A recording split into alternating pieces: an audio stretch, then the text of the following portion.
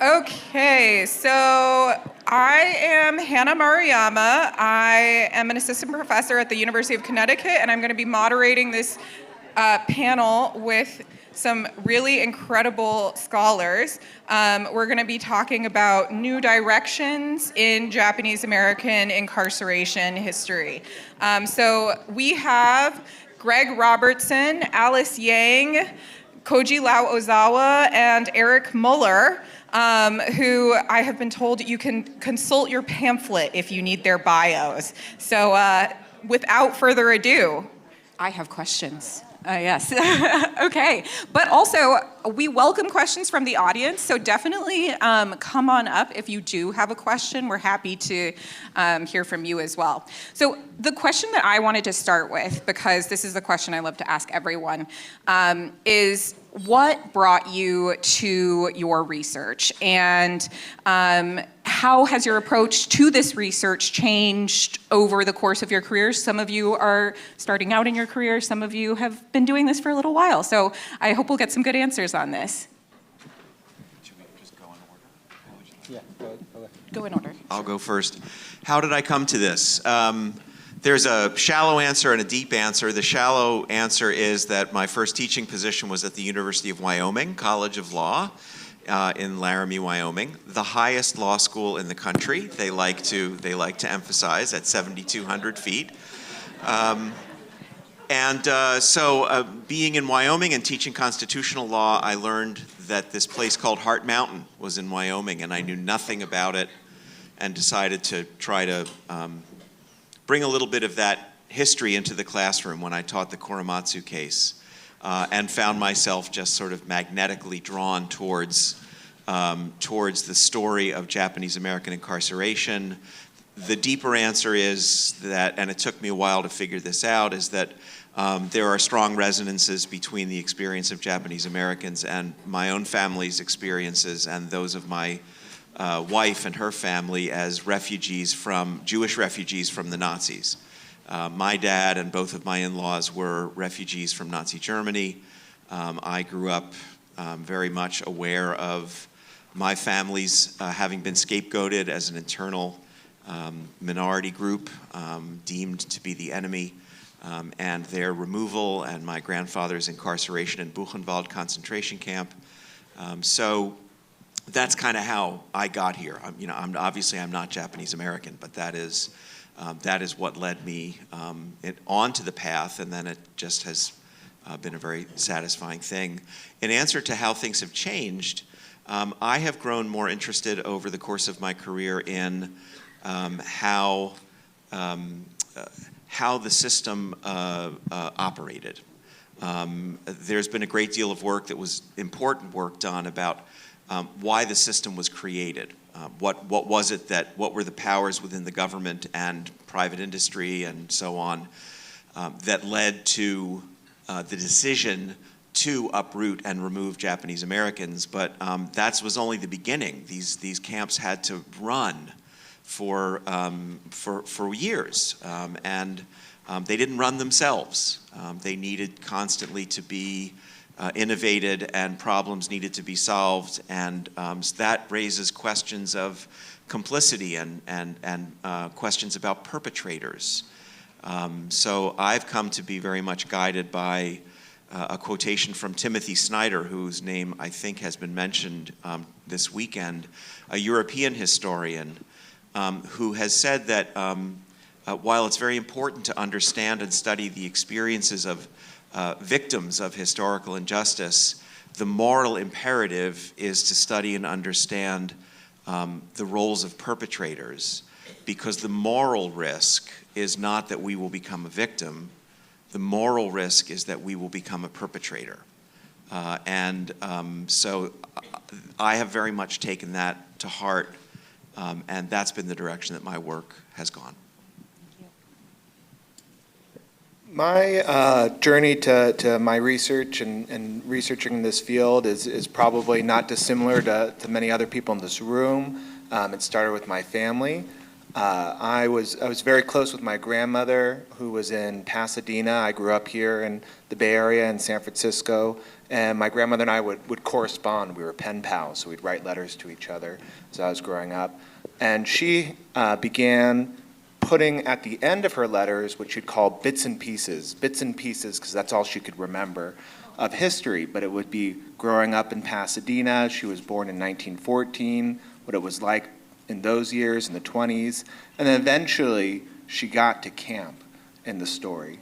And so I grew really curious about camp. I had seen we had a photo album called Gila. It didn't have much context around it.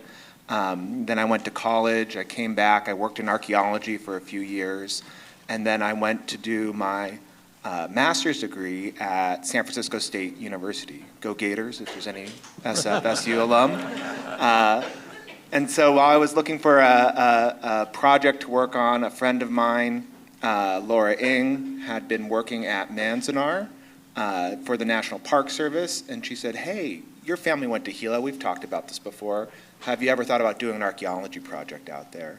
And I said, no, I hadn't actually. And so I ended up contacting the Gila River Indian community and asking to do a project there, proposing an idea. The members of the Gila River Cultural Resource Management Program and Tribal Historic Preservation Office wrote back.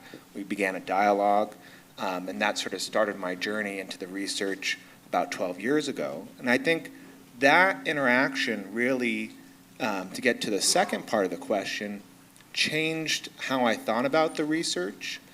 Growing up, my family never mentioned the fact that it was on a native reservation. There was really no illusion. There was not much of a sense of its impact on indigenous communities. And then working over the last decade with both the Gila River Indian community and then the Dene community at Old Loop and Navajo Nation really changed my perspective on the multi-layered impacts of things like the incarceration camps on Native communities and what it means to do research in collaboration and partnership with these other communities. And so that's really impacted how I think about and my relationship with the research. So obviously, I am not Barbara Takei. Unfortunately, she had to leave, so Chizu asked me to stand in. And so this is very spontaneous, but what I will say is I'm the poster child of falling into a research project without training or adequate preparation, because I got started as a graduate student. So I was in my second year of graduate school, and I knew that I wanted to study women's history. And one of my professors told me, oh, there's this exhibit at the Oakland Museum that you might want to go to. I don't know, is Rosalind Hanai here? Has she left? This was the Strength and Diversity exhibit, 3 generations of Japanese American women. And I was lucky enough to go there on a weekend when they were holding a community forum, and several Japanese American women talked about their role in the redress movement, both Nisei and Sansei. And when I heard their stories, I was riveted, and I thought, boy, I should write a paper about this. And I went up to them and asked them if I could speak with them, and they very kindly did not give me a bad time for not knowing that much about the history. They basically adopted me and told me, you can come to our meetings. They actually tried to teach me how to cook. They made the most amazing sushi with the design of flowers. And when I tried to make them, they ended up looking like an abstract blob of nothing. But they were kind, right? And they indulged me, and they were very compassionate and caring and empathetic. And as a result, I started to do some oral histories. And I should say, I was not trained as an oral historian.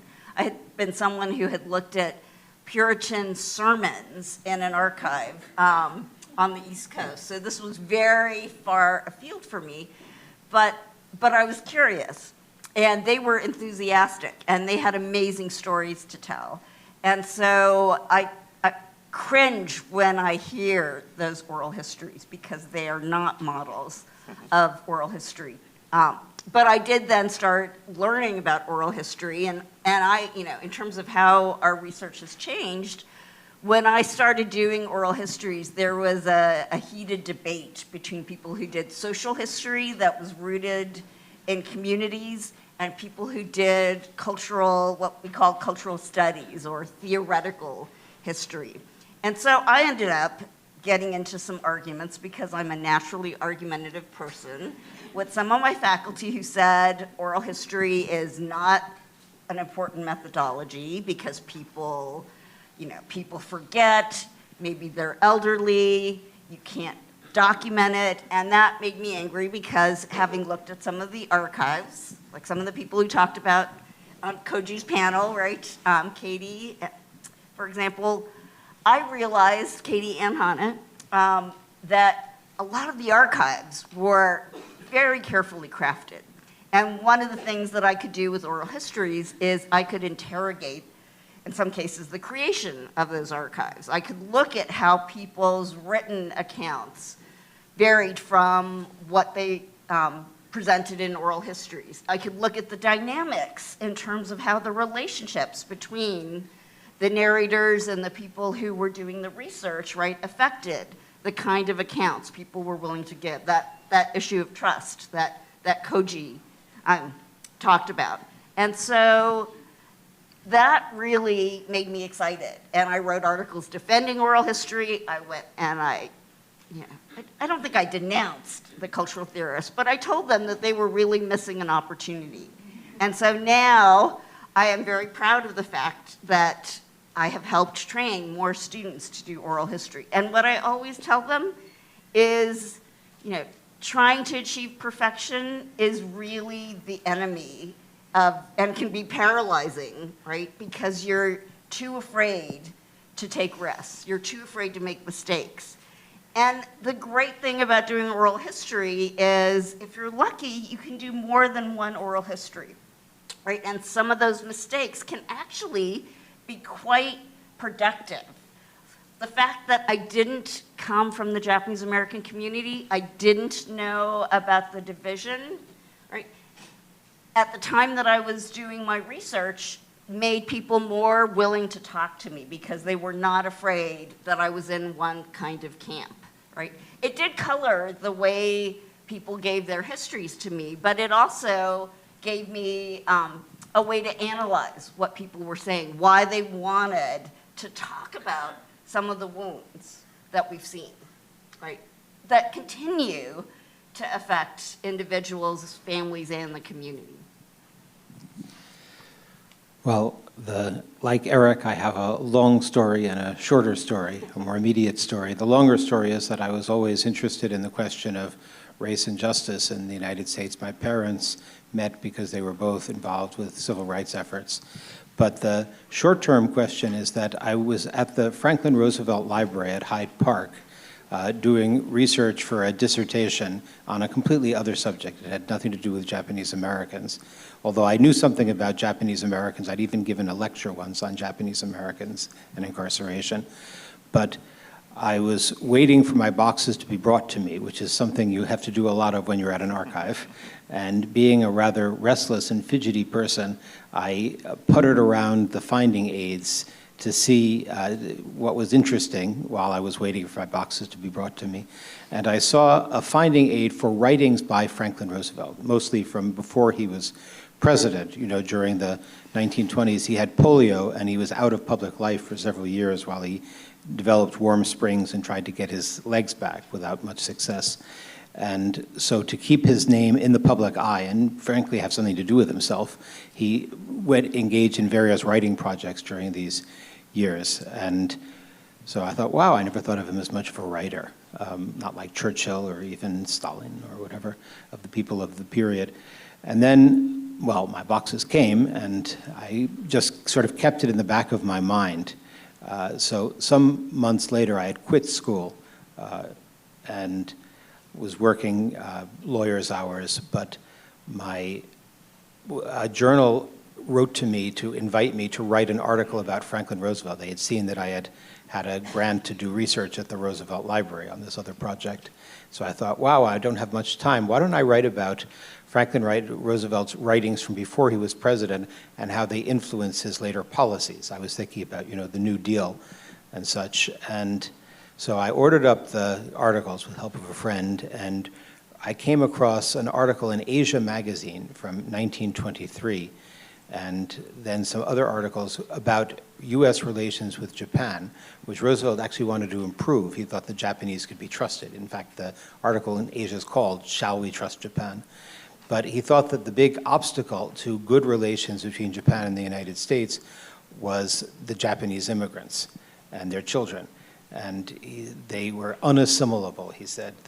And so Roosevelt thought that the laws that kept Japanese from emigrating to the United States or owning property or becoming citizens were all good things because they protected the racial purity of white Americans against intermarriage. And I was shocked when I read that. I couldn't believe that Roosevelt, who had always been my hero, was acting like a KKK person, that, a gentlemanly racist. I probably shouldn't have been so shocked, but I was. And so I thought, if that's what he thought in the 1920s, what did he think in the 1940s? And I thought, surely somebody had already written about it, but I discovered, as I looked into it, that the people who had written about Roosevelt had not written about Japanese Americans, and the people who had written about Japanese Americans had not written about Roosevelt, and all of the people who had looked at those articles had never problematized that kind of position. And so I decided to check into what happened with Roosevelt. And as I did the research, it went from being an article to being a paper to being a dissertation to being my first book. And in the process, I realized just how much Japanese Americans in specific and Asian Americans in general have influenced this country's life, its law, its culture. And just having scratched the surface, I realized that there was more and more, and as I got into it. And so I have never failed to find fascinating information about Japanese Americans, and both about the incarceration and about the times before and after, and again, realizing that the permanent narrative, or the dominant narrative, is really insufficient in many ways. The way that I think the answer to the second question of how my perspective has changed as I've gone on, because after I got my dissertation finished and got my PhD, I had to leave the United States to go teach in Montreal in order to keep my family together, because my boyfriend is in New York. He was a student, and he graduated and his student visa expired, and after 9/11, nobody wanted to sponsor a foreigner. By great good luck, I had the job in Montreal and could bring him up, but as a result, I couldn't go back to live in the United States for many years. And so on the one hand, it gave me a more perspective on the international nature of Japanese confinement. In Canada, in Mexico, in Panama, the Latin American Japanese, Japanese confinement around the Pacific Rim in Australia and New Caledonia, and even Saipan. And also, of course, some of the various minority and excluded groups within Japanese Americans in the camps. Religious minorities and their connection with Japanese Americans, LGBT Japanese Americans and their experience in camp, people from not like mixed race Japanese Koreans. There are various groups within the larger group, and even the people who did not go to camp and were so-called voluntary resettlement. They have very poignant and instructive stories that don't fit into the dominant narrative about Japanese American confinement. Thank you. So I'm curious to hear how you feel like this research has changed, and I think you've begun to answer that question, how it's changed over time, but what do you see as the most exciting new directions in this research? What's emerging right now? Let's not go in So one thing that I will say is that I think that the line between researchers, community organizers, activists, and leaders, right, I think those are really blurring in ways that are really exciting. So the fact that, Satsuki has this incredibly moving book, right, a memoir to her parents, a film, right, Nancy, right, is this incredible scholar who, if you don't know about the Rago auction, you should look it up, right, who prevented an injustice from taking place, and, the work between people who organized pilgrimages and documented and recovered histories. Because I studied the redress movement, I'm always reminded that Yuji Ichioka, who was this great historian at UCLA, when he testified, he paid tribute to the people who spoke at the hearings in 1981 and said they are the real teachers of history. And I think what we've seen is history does not belong to people with PhDs, right? It belongs to anyone who wants to investigate their family history, who wants to look in an archive, who has certain skills, whether it's filmmaking or we've had many examples of incredible artists, right, who are preserving the memory. The Sansei granddaughters, right, Glenn's incredible artwork. And all of that is really changing, I think, the way we view, what used to be called historical sources. It's really about the co-creation, co-curation, and the co-commemoration of this history. I think that there are several areas that have been developed in recent years that have been extraordinarily rich and exciting. One is just the Japanese language opening up of sources. I was so delighted that Tesaku is being given away here. There are works in various languages that are very useful. I mean, Japanese obviously above all, and having access to the diaries of Issei and the writings of Issei is tremendously important for getting proper perspective on Japanese American incarceration. Of course, Satsuki's mother's diary is an extraordinary thing.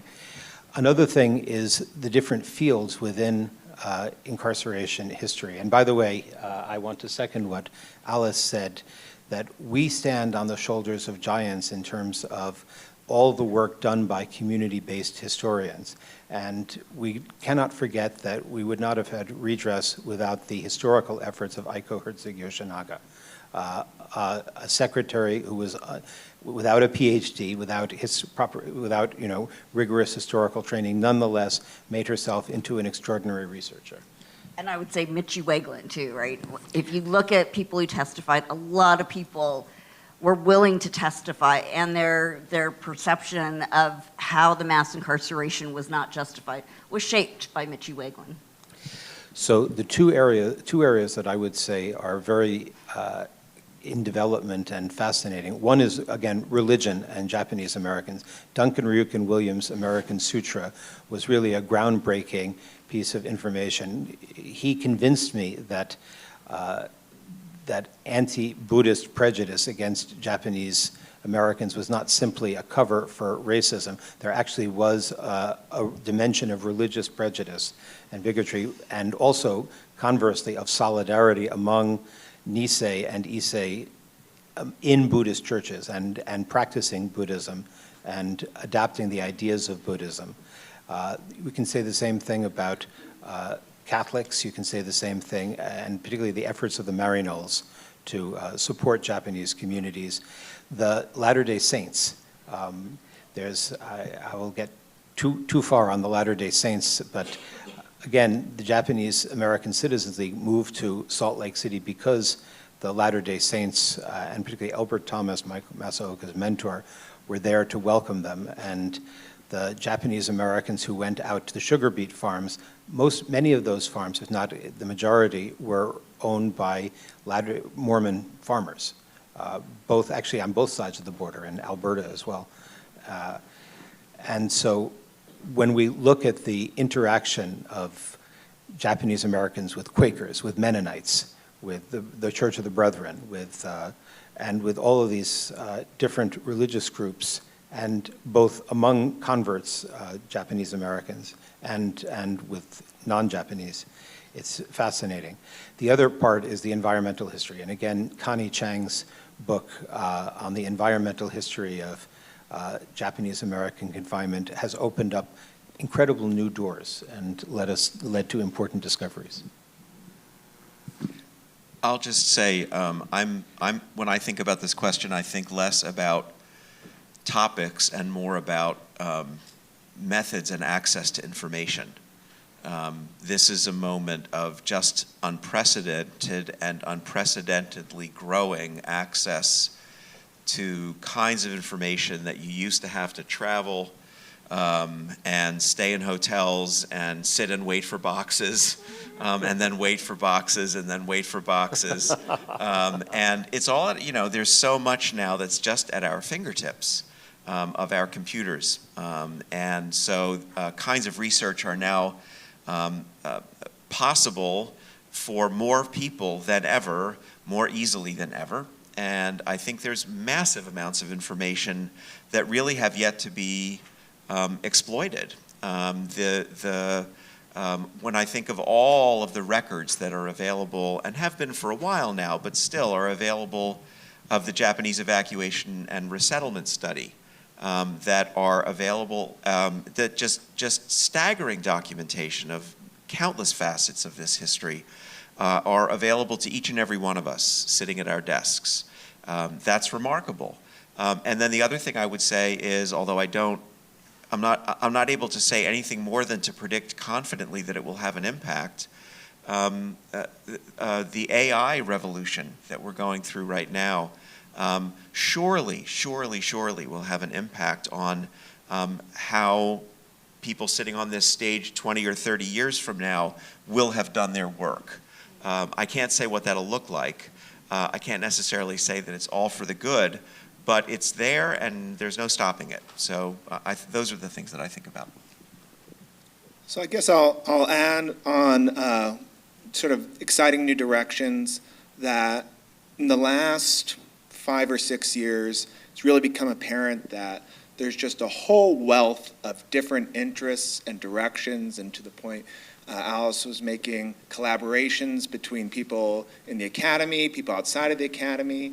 I think if you go back and look at all those presentations that were recorded in Tadaima, shout out to Kimiko and Hanako, and look at the different ways that people were thinking about Japanese American incarceration and the different stories they were telling and avenues they were going into that history. It's really an amazing wealth of different stories that people are pursuing right now.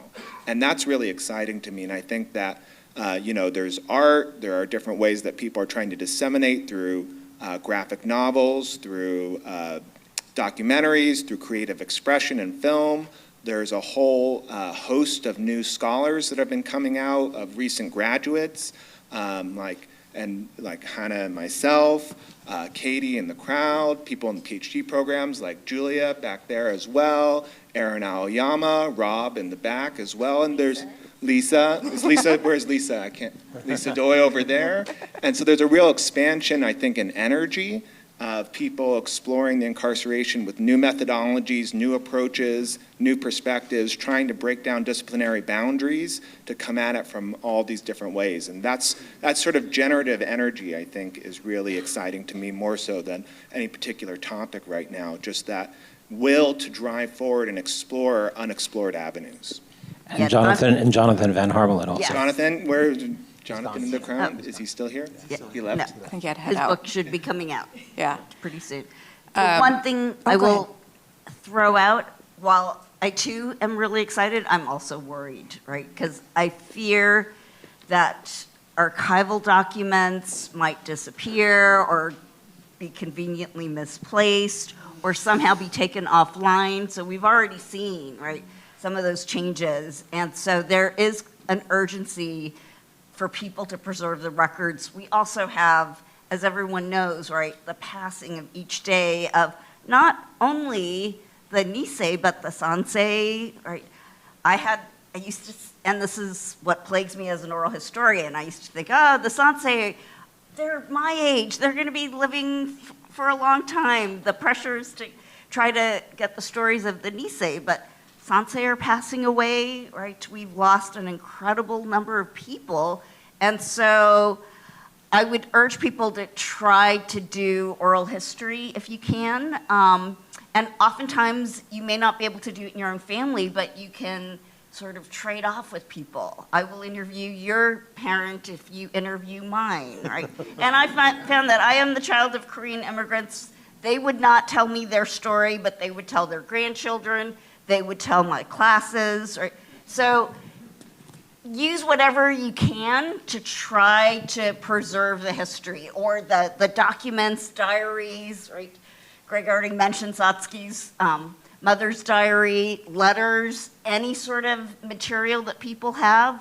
Try to preserve them before they get misplaced or they get destroyed in a wildfire or an earthquake or some of the other horrific possibilities. I'm not going to endorse hoarding, but don't throw anything away. That's a historian's dream. Okay, thank you so much for those answers. Yeah, if I can just add a little bit to it, I'm really excited by all the work that I see descendants doing, and I think that's kind of what Koji was saying too, that seeing people bring their family histories into this research is just very, very exciting, and I love that I get to be part of a new generation of scholars that are bringing that history of their families into their research practices very empathetically and thoughtfully. So the next question that I have for you is, how do we foster these future generations of academics and public historians working on the incarceration? What advice do you have for them? Well, I said, don't be afraid, right? Don't worry about being perfect. Don't even worry about making mistakes. And I will say that, so we've talked, some of us are on the verge of retirement. Clearly not you too, but you know, when you come across students who maybe they have a family connection, or maybe they just get excited because they're concerned about social justice, right? Or maybe they're artists who want to make a difference. I think you get excited by that prospect. And you know, I told Satsuki, I have the privilege of working with her granddaughter. She's a UCSC student. She's incredibly gifted. I learned a lot from her, right? So, and I told Satsuki that she told these other students who are not Japanese Americans, one is a Latino male, two are white women, and she was describing kintsugi, right? The idea that you can have fracturing, and rather than trying to hide the fracturing, right, you make something even more beautiful through the repair work that's done. And they were incredibly moved and riveted by that. And she described, I think she organized a panel about this, right, in Southern California. And so I think in some ways, while I just express worry, I'm also expressing a lot of confidence that people of all ages, right, ranging from people I know in their 60s who are starting to do research to people that are in high school, and we have a few of them here, right? And the fact that they're here is an incredible testimonial to both Chizu's organizational skills, but also, right, the fact that there are still these interests. I would encourage younger people not to pay so much attention to old folks like us. I mean that, actually. I mean, I think that the most generative scholarship comes from moments when scholars recognize that it's within their power to take a step away from their mentor, to take a step away from a received understanding, and you know, be nice to us, please. But you know, but don't feel overly constrained. I mean, I remember the sort of the first moment when I realized that I was going to be writing some things that Roger Daniels probably wouldn't be terribly happy about or agree with. And, you know, I felt conflicted about it, but, you know, it had to happen, right? I mean, that's the way these things work. So, you know, don't pay attention to the old fogies, I think would be my response. Well, Please pay attention to me. My message is that while I absolutely agree with Hana that it's great that descendants are getting interested in their own family histories, my advice for young people who are not Japanese American is, or who are mixed race Japanese American, don't be afraid to work on Japanese American history. Of course, any historian worth their salt has to constantly look at their subject position, whether they're Japanese American or not, and particularly if you're not Japanese American, as I'm not, but that the history is American history, and all groups need to study it. All people from all groups are able to make a contribution. Indeed, some of the finest contributions I've found are from people who are not from the United States. One of the AI adaptations, it was a crowdsourcing of Heart Mountain networks by Sara Kekki, a woman from Finland. And there's one of the finest annotated bibliographies of Japanese Americans is a 1,400-page German work called Japaner in der neuen Welt. And that is what I would give advice to young scholars is make sure you learn other languages, or at least look outside the United States and look outside the English language, because there are many, many sources in Japanese and in other languages as well.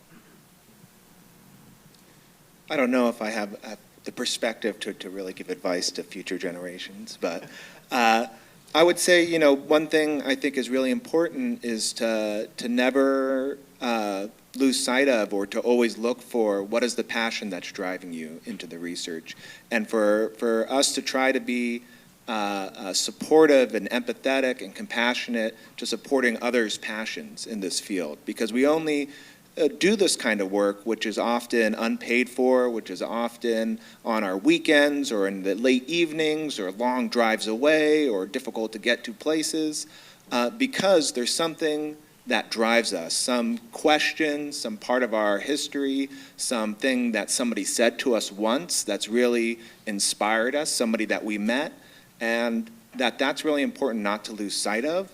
And that's important for people to also help foster and support, and not tamp that down and tell somebody, you shouldn't be focusing on that, you should focus on something else, or that's not the right way to do research. But to really try to meet people why they're going into these fields and think about how to support their passion and grow together as we go and face more difficult, more nuanced, more complicated questions that have a lot of relevance to some of the perilous moments we're in today. Thank you so much. I think I'm thinking a lot about what you all just said, and I guess I'm also thinking a little bit about how we turn to one another in these moments. And I think we all have stories in the academy where it can turn quite divisive. I think that also happens in the nonprofit sphere. So what I hope that will come out of this is also that you can turn to one another and you don't need to compete with one another either. Some of my best conversations have come from the people who are doing the research that feels the closest to mine. And I think by being in conversation with them, we've actually just made each other's research better. So instead of seeing each other as competition, as if you have to make a contribution and kind of get them out of the conversation, just find a way to augment one another's research and be in conversation with one another. So we've had some really complicated and hard conversations over the course of this conference, and I think very important conversations. It's clear to me, having sat here for the last 2 days, that we have quite a bit of reckoning to do as a community. And I'm curious, how do academics, how do scholars contribute to that conversation? I'm just going to say that, you know, there used to, and I've had some people tell me, well, you're a professor, so you shouldn't go join a protest. And I say, you know, part of the kind of research that I do really relies on relationships within the community. And now more than ever, right, people have to take a stand because sadly, the World War II era history, right, as so many of the panels that we've talked about, right, it's not remote. It is basically the same xenophobia that Rob and the same invasion rhetoric, right, that Eric talked about. It's all being redeployed. And if historians don't contribute to the effort to confront and debunk that misrepresentation of history, then we're really not doing our job and we're not being very good scholars. And so for me, part of what inspires me to keep going and not retire is to go and try to support different efforts. Right? And sometimes that means I get to talk about the history of the anti-Asian racism, right, that set the stage for the mass incarceration. And sometimes it's looking at how the rhetoric against other people of color also is cyclical, right? We've seen it being deployed frequently. For me, it's also about challenging misrepresentations or oversimplification in textbooks, which unfortunately I've seen an increase in. I really think of academics as people with like a certain set of skills, not in like a Liam Neeson taken sort of way, but we're all people who've done certain kinds of training, whether it's in archaeology or oral history or archival research or in law. And so one of the questions that I always try to ask is, what skills have I been trained of through the privilege of going through the academy, and how can I bring those skills to bear to the moments that the community is looking to meet? And whether that's through writing amicus briefs in the Supreme Court cases, or commenting on these legal moments and questions, or that's thinking about how the materiality of the past matters, or trying to provide thorough, critical information from the archive to combat this sort of looseness of the internet and alternative facts and the hearsay that floats out there, and that academics really can bring their skills to bear to these conversations to help contribute to these needs of the community, of the moment, of rights, of where we are right now. While I am a trained academic, it's also important for me personally and as a historian to have contact with community audiences. I've been writing for the Nichibei for almost 20 years now, and for the last 10 years for Discover Nikkei. And Kenji Taguma wonderfully invited me to write for Nichibei those years. Shout out for Kenji. He said I could talk about other things than the other columnists. I said yes, because nobody's going to call up my mother to complain. But actually being able, because as Alice said, you know, like her parents will not talk to her about things. They will talk to, there are people who will not tell things to their kids, but will tell things to me. And just because I'm an outsider and I have other forms of research to discover family histories. And I have a friend in France who's the grandson of a Japanese American from Chicago. His name is Chino, and he's coined the phrase doing a Chino for somebody, meaning using historical research to change people's understandings of their families and of themselves. Like I found out that his grandfather, whom he only knew as somebody who'd abandoned the family, an embittered, broken man, had actually been a founder of the Congress of Racial Equality and had been in the 442nd and had been, after having been a draft resistor. And the point being that he was able to reconcile with his grandfather and get more understanding of the forces that had shaped his grandfather and to enrich his life or promote healing. And there are many, many stories that I've heard from people as a result of my columns. I can't take all the credit for it. It's people who have been willing to open themselves up to me and help me get clues to learn. But I think that historians and academics, we have an important role in digging up the past to help people and actual individuals. I would extend that a little bit, too, to say that this is something I've observed very much, certainly in my own community, in the Jewish community, and in the community of sort of Holocaust survivors and their descendants. I think probably in virtually every community, there is this phenomenon of community memory. Communities come to share certain sort of central stories about the community's experience, and those can sometimes be rather leveling, right? They can turn, if you mention the mess halls, then the community memory sort of drives us to the comment about how the mess halls were so destructive of the family structure because children no longer had to eat with their parents, right? This is it's a true story. It's a common community memory about the mess halls. Well, more stuff went on in mess halls than just kids not eating with their parents. And so I think that one thing that scholars can do is to be a resource to help complicate and deepen and add additional texture when community memory begins to get sort of a little bit deep into a kind of rut is very much the wrong word to use, but into a trend or into a particular path. I also wanted to say, and forgive me for this if it sounds in any way disrespectful, but I think fissures are great. They're uncomfortable, they're painful, but they're tremendously productive.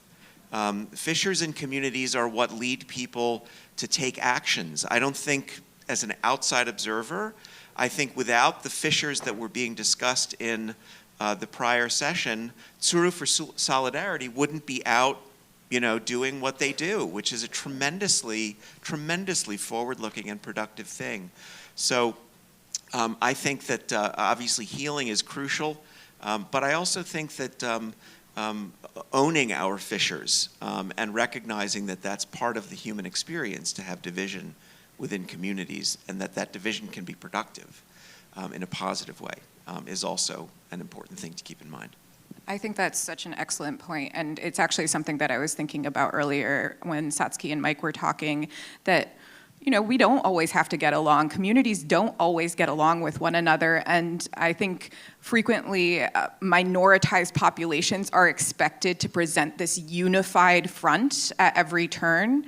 So maybe opening up space for disagreement and for disagreeing, but also still being in community with one another is actually a very productive thing to do. But I was thinking about this and I was like, actually, maybe I should have been asking the audience that question, because maybe you all should be telling us what academics can be doing for this conversation.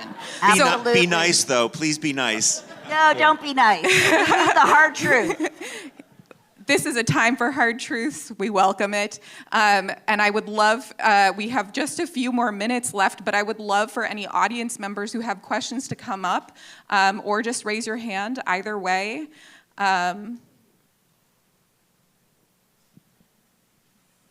I am a professor, so I will just sit here awkwardly and let you all think if that's necessary. I'm a law professor, so I will call on people. As Satsuki said, it's a Japanese-American audience. Who wants to be second? We've got someone in the back. As I'm walking, maybe I'll kind of give a couple feedback, because you said that you guys wanted some advice. So I'm Hanako. I'm with the Japanese American Museum of Oregon. And I think that as we start trying to empower the next generation, like, I'm going to just be honest, the Yonsei, our generation, if we could start like with fissures and stuff, I feel like our generation got screwed. And there's not a lot of us Yonseis who are involved in community work because that window has shut. We need to start making way for the Gosei, the Rokusei, and supporting them unabashedly, not even trying to figure out if they have the skill sets or not, because we need to build that up. Like, 2042 is coming up. We're less than 20 years away. That's going to be the 100th anniversary of EO 9066. I do not believe our community has the momentum to push through without engaging the next generation. Like, I look around here and I see that there's not a lot of the Yonsei and below out here. And I was talking to Kimiko, and she thinks about 30 people identified as Yonsei or younger. And that's only about 16%. So how do we flip that? Because there are people who actually are interested in learning about this, but throughout like some of the trauma, and we were actually talking about this last night, is like there's a lot of trauma that's getting passed down to us, and that's impeding us from moving up. But you know, Rob, I think, made the joke or the comment, which I think is kind of adequate, where we're just kind of trying to jump on the grenades of trauma from in between the Sansei and Yonsei so it doesn't impact the Gosei as much, because we need to start making space for them to take up the reins and move them forward. Like some of the stuff that JAMO is doing, it's like we have Unite People with the JACL. They're high school students. We're taking them to Minidoka. Most of them are descendants. Some of them are not. Some of them are not even from the community, but giving them opportunity to engage. There's a student who came to me and said, I want to be an artist. My great-grandfather was incarcerated at Sand Island. I never asked her to see if she's actually a good artist. I found someone to donate money. So we hired an artist, Marie Johnston from Seattle, who's mentoring her to create a manga. We got her a 1-hour interview with Jamie Ford to do character development, and we'll see what happens. If it doesn't work out and she hates drawing, so be it. But we're just supporting her just to see if, you know, if this could be something that goes forward. So we, as a community, need to put you know, our money where our mouth is and actually support communities coming up. And I just want to put a shout out. There are envelopes on the table that if you like stuff like this, help support JAMP. So.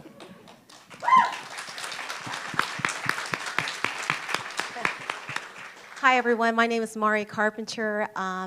I am a public historian first, and I'm a member of the Wakasa Memorial Committee, and then some people know that I work for the National Trust for Historic Preservation. But I want to pose the question to you all, as well as the whole room. When I look at the title of this conference, Changing Perspectives on Japanese American Incarceration and the Future, I want to ask, where is the coalition building? Because I heard some people talk about African Americans and the civil rights movement. We're not the only groups, but also, we're not monolithical, okay, we got issues, but this is an urgency. And I hear you all, you don't want me to be gentle, but your wording is not urgent enough. Because as I look at when Nancy Ukaya and I started this conversation, I asked her to go to the African American Association and Museum Conference with me. And we were serious about getting this information out to public historians and beyond. If you're interested in changing perspectives, because what's urgent now, this administration that's happening now, I'm going to take the National Trust hat off, okay? But I'm personally, I want to understand, where is the coalition building? Where's the energy in this room to say, if we don't want this happening again, how are we going to connect? So I think your wording is not urgent enough. And to get community activists, I'm a public historian, but an activist, and get us together and build coalitions now. So I just want to throw that out there, because I was kind of wrestling with Rob. I said, were you going to say something? I'm going to say something. But I really want to urge this group, whoever's not here, need to be here, young folks, everybody. But people of color, this is happening. It's not like, oh, it was, no, it's happening now. So where's the urgency in this room? Where is it? So I want to test that. And maybe it's a rhetorical question, but I want to know.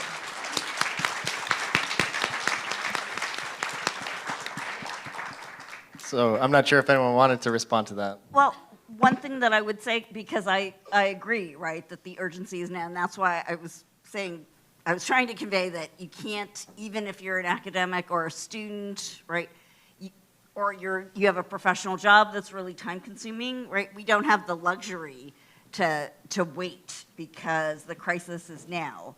People are being disappeared, right? It's not even deportation, it's just straight out disappearance. Okay. And so I do think there's an an urgency. I will also say that as historians, we can highlight the fact that there have been coalitions throughout the history, right? And that in fact, I mean, I study redress, but redress would not have happened without the civil rights movement, the anti-war movement, the Asian American movement, decolonization, right? In the same way, and I don't know if they want to talk about this, but both Greg and Eric were really important in opposing Michelle Malkin when she attempted to justify Islamophobia after 9/11, right? So people can speak out, right? There's a history of people speaking out in different ways. Many of those people are in this room. And I think now more than ever, we have certain technological tools, and I am terrible at social media. In fact, I will confess, I do not do social media. But I know people who do, right?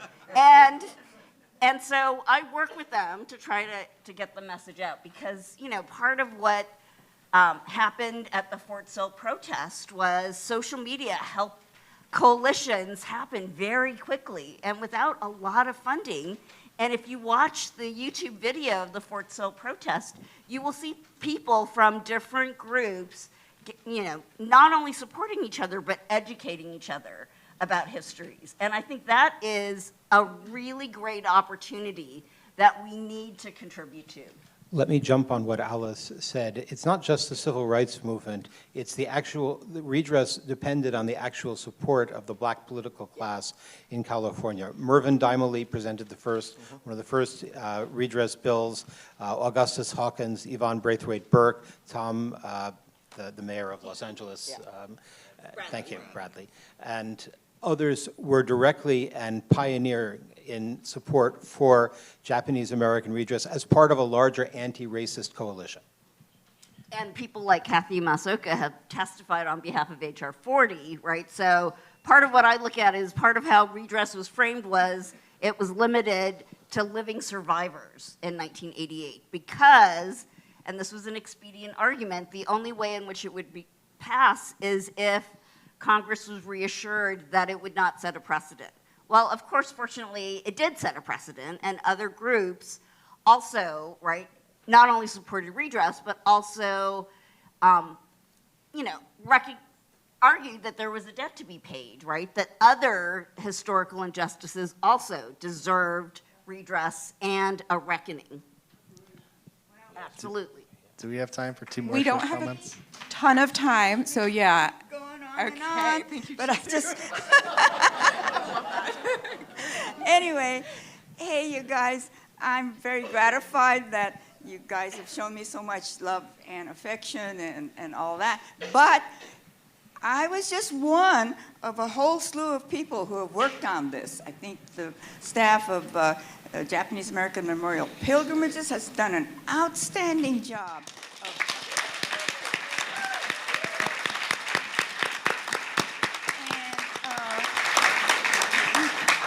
These things are not easy to do, but we've had a terrific audience. Thank you for attending. I'd like to thank each speaker because I felt we've had a terrific conference. I didn't know exactly which direction it would go, but I think it's just opened up so much for us to think about and for our community to work on. And I love it that we're ending on a note of let's form coalitions. Come on, I really feel that it's peoples of color and it's white supremacy and things like that which confront our society. And, if we're serious about democracy, then those are the issues that we really have to confront and to fight, for kind of justice for everybody, more or less. So, if anybody else wants to continue this kind of thing, feel free to do another conference, or not me, okay? I just don't think. Lisa, you're only 95. I know. Anyway, I'm lucky to be. Oh yes. Thank you, Takahashi Foundation. Yeah.